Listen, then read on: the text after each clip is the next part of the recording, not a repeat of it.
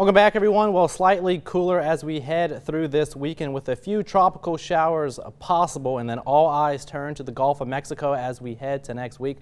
More on that here in just a little bit. But first, wanted to start out here taking a look at the bigger picture, kind of establish the steering currents that we're dealing with Tropical Storm Beta out in the Gulf of Mexico. Now, we have a trough of low pressure sitting out into Texas. That's going to initially draw the storm to the north in the next day or so, but then we're going to watch this ridge of high pressure move in from the west, and that should kind of serve as a blocking mechanism again for our tropical storm out in the Gulf of Mexico. Should help it bend to the west as we head a little bit later on into the weekend and at least through the first parts of next week. But then after that, the question marks really start to fly as far as the track certainty here with this tropical storm. We'll get into that here in just a minute.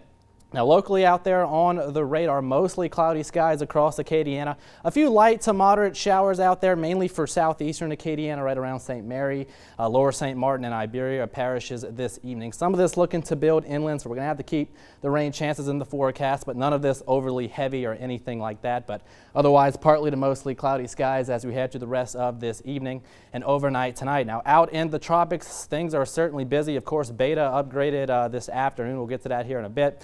Major Hurricane Teddy is going to come really too close for comfort for the island of Bermuda in the next day or so as it continues to head northward, perhaps affecting the Canadian coastline with time.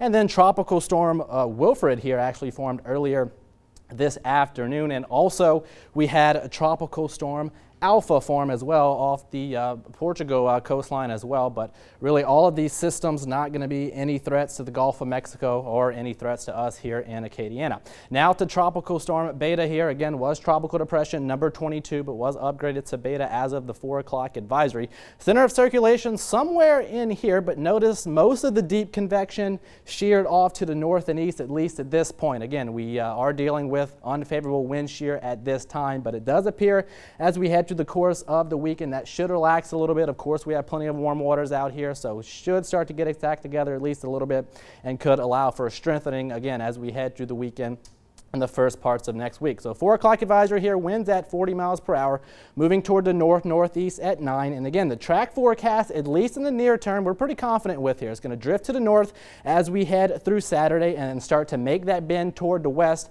as we head later on into the weekend and into Monday, perhaps gaining hurricane strength here, Category 1 storm. And then after that, the question marks and the uncertainty in the forecast really become known because it's going to slow down here as it approaches the southeastern Texas coastline. Again, perhaps either a strong tropical storm or a hurricane, and then perhaps making a bend toward the northeast. Now, some of the models take it into Texas and just weaken it as we head into early next week, meaning little impacts for us here in Acadiana. Other models like the GFS and the Euro model do take it on that northeasterly turn, but then the question becomes, how far inland is it once it does make that northeasterly turn? If it's more inland, that'll kind of disrupt the system, take it more weaker as it heads a little bit closer to our coastline. If it stays a little bit further offshore, that would kind of keep it more organized, maybe a little bit stronger as it heads a little bit further off toward the north and east, potentially closer to our coastline. So bottom line, we're just going to have to continue to watch as we head through the weekend, but at least at this point, we'll go with increased rain chances for us and increase in our tides as we head into next week. So this is the European model taking perhaps Hurricane Beta here into the southeastern Texas coastline as we head into Monday. And then notice a slow track here as it generally heads toward the north and east, pretty close to our coastline, maybe right around the Texas-Louisiana state line. But even with this track forecast, and keep in mind, not an official forecast, but at least according to the Euro here, that would keep the tropical rain showers, because we would be on the eastern side, would keep the tropical rain showers in our forecast as we head into midweek. And then later on next week and into next weekend, it looks like things start to kind of calm down here. So just something, again, we'll just be keeping an eye on. Nothing to be really overly worried about, at least at this point. Rainfall totals across Acadiana, this runs through next Friday,